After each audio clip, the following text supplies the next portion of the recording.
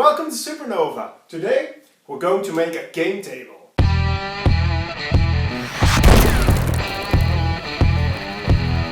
But before I show you how to make one of these, I'm going to show you some awesome features. In this table I made 10 player bases. With a player base you can remove the top so you have your own desk. It's an easy place to store your rule books, to store miniatures, to store your dice, so the gaming surface from the table won't be so full. Also, between all the player bases there is a small storage area. This one I've filled with dice. You can put all kinds of things you need for your games, paper, pencils, models, all the stuff you need. You can put it in here. So every time you have a game, you just can open one and get the stuff you need. Let's build one! So first of all, I'm going to make the frame for the table. Actually, it's one big 8 with some extra parts so I can support the corners. When I had all the pieces for the frame, I put them all on the floor, making sure everything was fitting. Then I used the carpenter square to make sure all the angles were 90 degrees. When it was all in place, I glued and screwed it all together.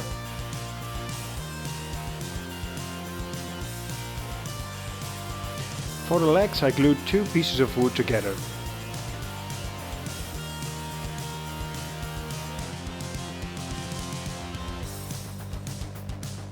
While the legs were drying, I finished the frame of the table.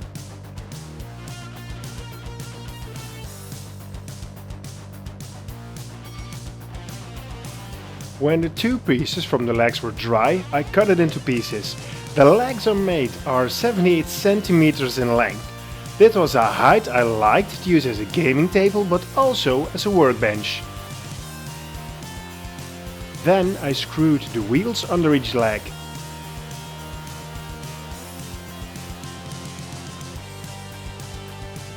Then I placed the legs in the corners.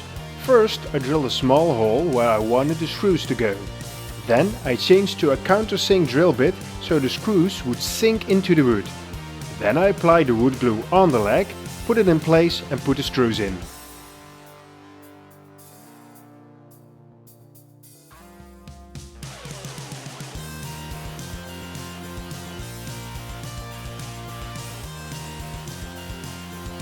Now the base of the table is ready. The next step is to make the sides marked blue in the picture.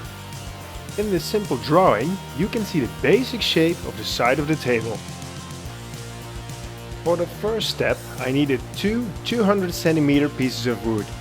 Later I attached them in an L shape.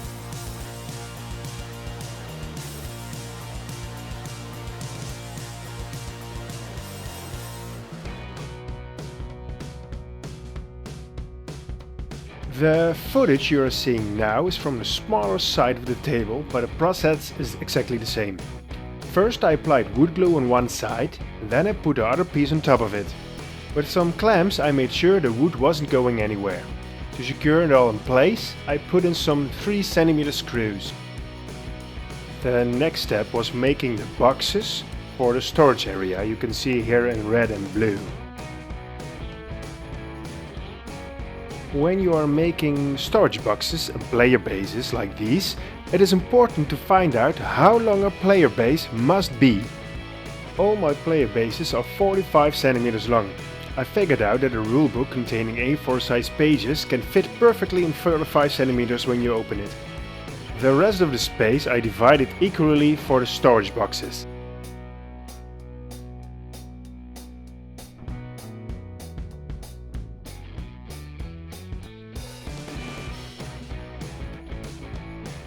I taped 2 pieces of wood together that were going to be the side of the player base.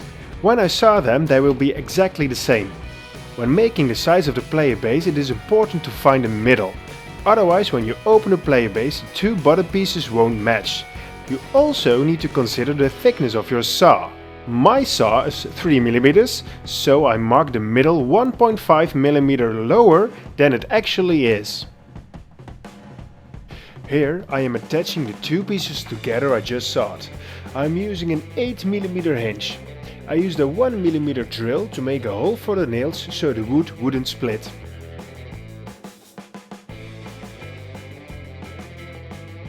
Then I glue the sides of the player bases in place. I put some wood glue on it and attach them to the outside of the storage boxes.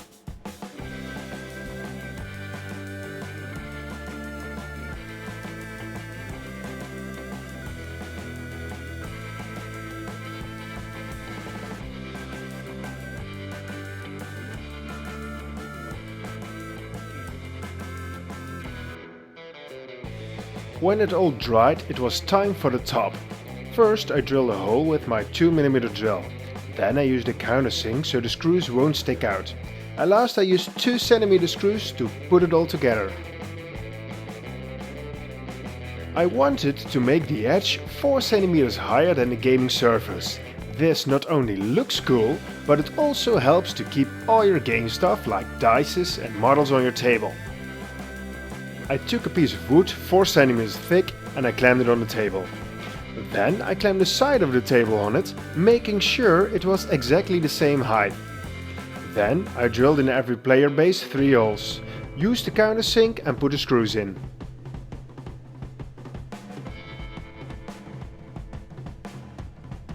When the shutter ends were in place, I attached the longer pieces. I clamped them on and compared the height of the other player bases. Then I checked if the side was 4cm above the game surface. When everything was in place, I screwed it together.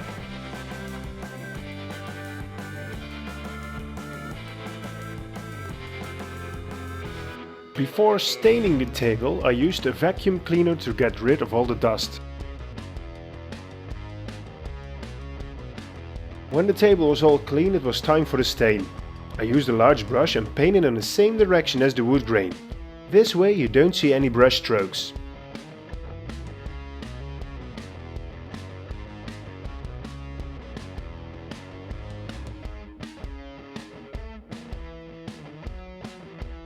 Before giving it a second coat of stain, I sanded the whole table with 240 grit sandpaper.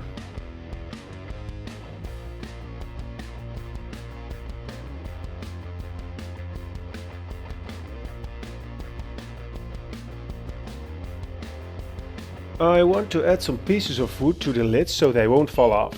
I taped some scrap wood together and put it in the storage box. Then I put glue on 2 pieces of scrap wood and pushed them to the sides. With some other scraps I hold them in place. Then very carefully I place the lid on top of them, leaving it to dry. In a corner compartment I wanted to store the LED electronics. In the corner I made a hole just big enough for the LED strip to fit in. The LED strip has a self-adhesive back, so putting the LCD strip in place was very easy to do. Just take off the plastic and put it on.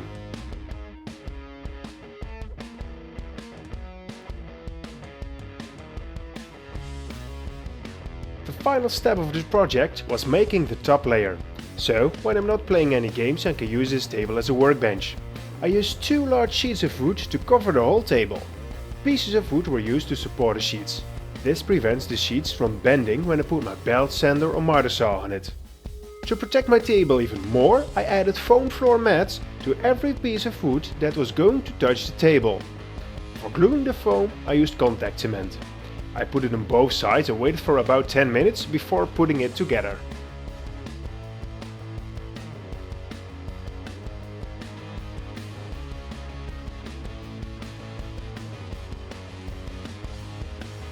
Changing from game mode to work mode and vice versa is very easy.